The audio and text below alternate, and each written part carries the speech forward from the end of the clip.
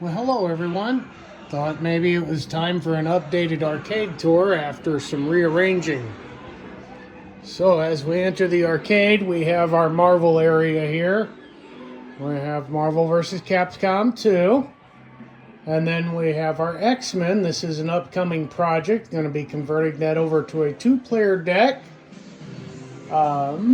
Using a deck bought from Arcade Graphics Arcade, I believe, Etsy store. Then we have our Marvel Superheroes. That machine I bought used on Marketplace, brought it home. The control deck was filled with dried up vanilla milkshake, so I had to replace the entire control deck. Couldn't get any of the buttons to work. It had a wooden marquee. So we added the light up marquee. It did not have a riser, so we changed out that riser. Then we have our Star Wars. Bought this on Marketplace. It was in horrible condition. Well, actually the machine's in good condition. The riser was in horrible shape. Used a Tulsa Arcades lit up panel on a 12-inch riser with a Buy Stuff arcade booster. If you guys know, I love the Buy Stuff arcade boosters.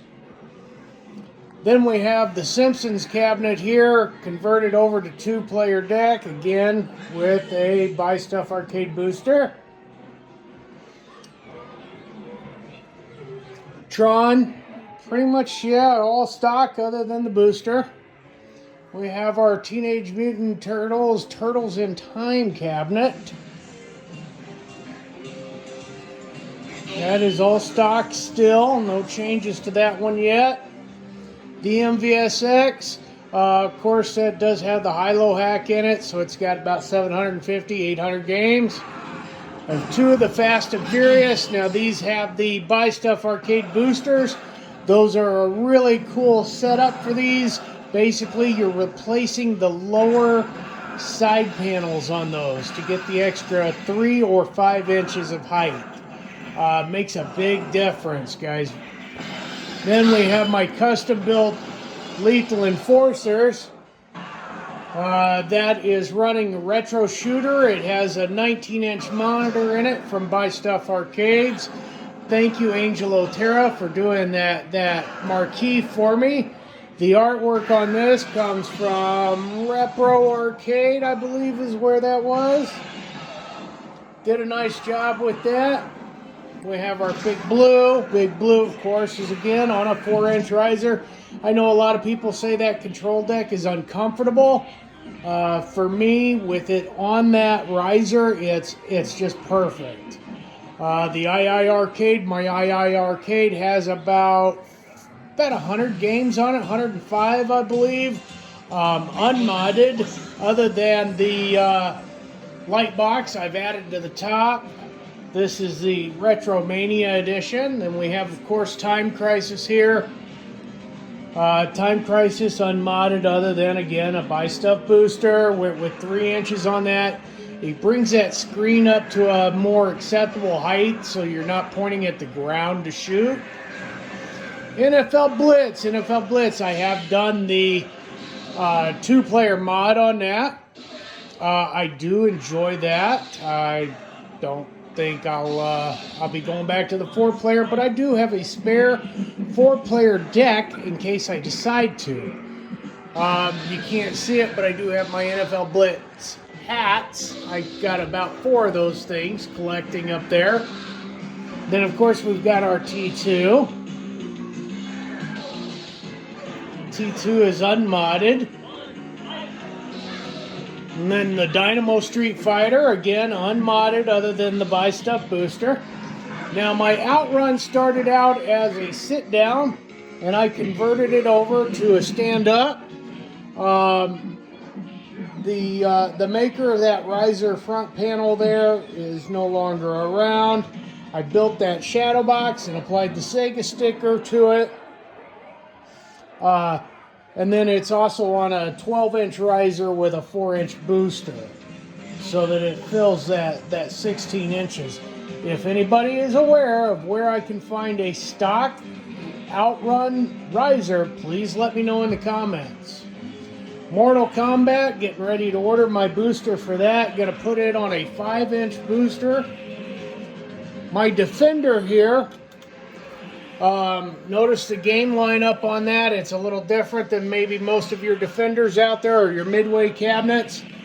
This started out as a Defender cabinet, and I came across a Partycade, and I took the PCB out of the Partycade, and then with the help of DIY Retro Arcade, built this custom control deck to match the game layout the way it should be, and built a correct Defender. This is the way Arcade 1-Up should have done it, with the exception of putting Paperboy on that stupid machine. Actually, this one doesn't have Paperboy.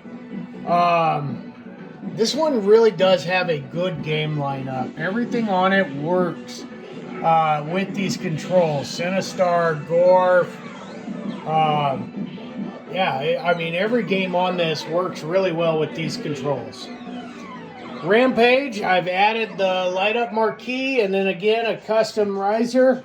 3D riser, kind of hard to see down in the corner there. Next up, we have our Frogger cabinet, followed by Galaga. Galaga also has a light-up marquee. It has a Sanwa joystick, and I keep this because it's the only way to play Galaga with a restricted two-way joystick from Arcade 1-Up. It does make a difference. Space Invaders, again, light-up marquee. And then thank you, Tulsa Arcades, for helping me out with this light-up riser front panel. These are really cool. If you guys haven't ordered from Tulsa Arcades, they are really cool. You get the panel from them, and then for about 15 bucks, you get a little LED light strip off of Amazon. Asteroids. I do have the GRS spinner on this one. Have replaced the front R, added the riser. And of course, you know, we've got our riser booster down there, 4 inches. Retro 530 is my guy for marquees on this one. He does a lot of marquees for me, or has done. I really like his work. Then we've got Centipede Gen 1. This has a GRS light up ball on it, trackball on it. Replace the art on this one. And again, of course, the 4-inch riser. What's neat about this is this doesn't have your standard 4 games. This also has a Partycade PCB in it. So we've got the 8 games in it. They all play really well on this machine. Of course, class of 81. Next up is my Dig Dug cabinet. Now, it's hard to see in this video, but Dig Dug has had a replacement marquee. That was compliments of Retro 530 again, and he did a great job on that one. Next up, this one wasn't on, so I apologize. It's firing up. This is my Centipede Legacy. Really like the Centipede Legacy. A lot of people give it crap about having the horizontal display. It really doesn't bother me. Once I'm into the game, I don't even notice it. And then, of course, you know, there's Golden Axe. Golden Axe is a 4-player cabinet still. Have not done anything with this one yet, but I have some thoughts. Ridge Racer. We've got 2 Ridge Racers. On the left here, this is a donor cabinet. I just picked it up today. It already has the Buy Stuff Arcade mod in it, and I'm going to be reskinning it. Please feel free to tell me in the comments what you think I should skin it as, even though I'm pretty sure I know what I'm doing already. Next up is going to be our Ridge Racer stock unit, and that is going to stay stock. Pac-Man Plus. This one I'm actually looking at and thinking maybe a 60-in-1 might be a nice fit in this. I do have also a couple of machines in the box still that we won't get to tonight. I've got Killer Instinct in a box. Joust is in a box. Dragon's Lair still in the box. Next up here we've got Big Buck World. Again, got a shout out to Retro 530 on these light up marquees.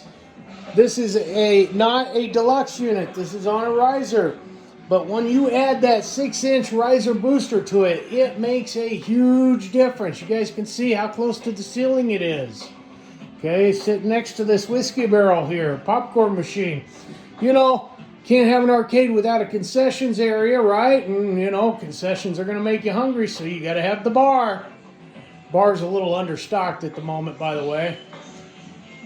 So then we have our Golden Tee XL. I have done the monitor upgrade on this, so that is a BOE 19-inch monitor. It is really simple to do if you guys haven't done it yet. The only thing you got to be sure of is that when you install the monitor panel into the housing, the metal housing that it sits in, just barely tighten those screws to hold it. You want to use your fingers and don't just enough to hold it, not tighten them. Okay, if you have questions on that, feel free to ask in the comments.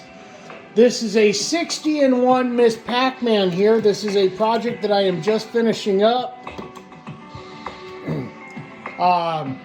for the wife of a very good friend. She wanted a Frogger, and you guys know how hard that is to come across these days, so we got her Frogger. It was my first 60-in-1 mod. DIY Retro Arcade set me up with everything. I cannot tell you how happy with DIY Retro Arcade I was. There were a couple of hiccups on the installation process, and he was extremely helpful. Okay, so then next, this is my Retro Shooter Area 51.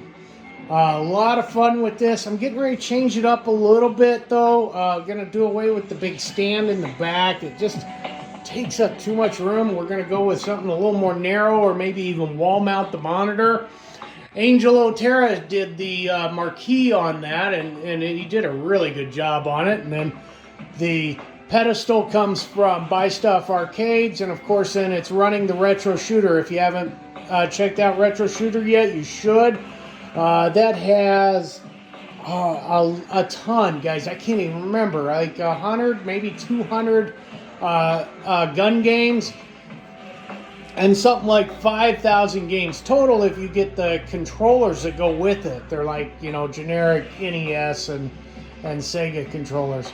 And of course we've got the jukebox. Can't have an arcade without music, right? Unfortunately, you know, it's YouTube, so I can't really show that to you. But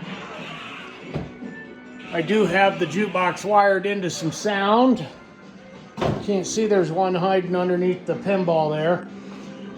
Then we have our original Street Fighter II Legacy. I love this one because it has on it 1944 Loop Master.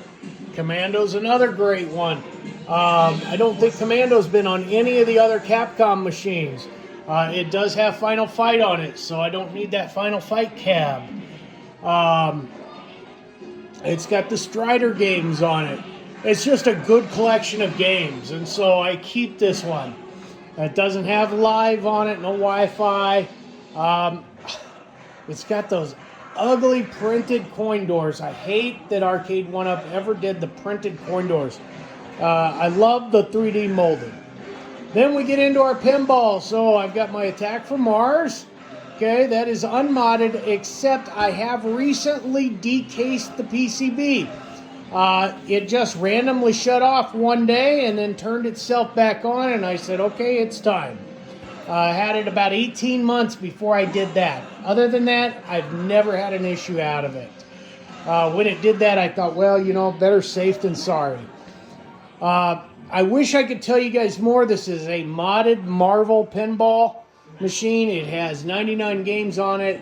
It was modded with a PC by somebody else. I traded for this. It's way beyond my skill set, but I can tell you I love it. The games play great on it. And then we have the Star Wars pinball. This does have the team encoder. I forget what he calls his mod, but it's the pinball mod. So it has all 30 games on it. Then next we've got our sit-down Star Wars. This one is stock. It is staying stock. I do plan to mod the stand-up Star Wars that we saw earlier. And then last we have the NBA Jam Partycade.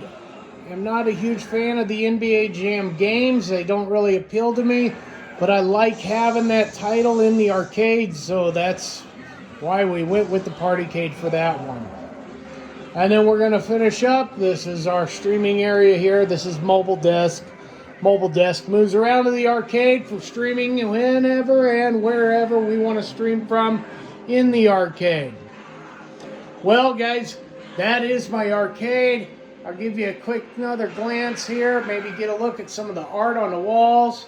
You know, we've got some marquees that we've replaced and come across.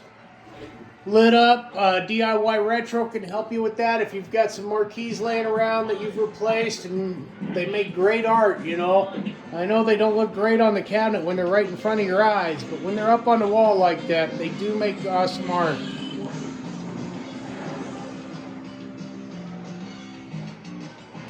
If you guys have any questions, please feel free to ask in the comments.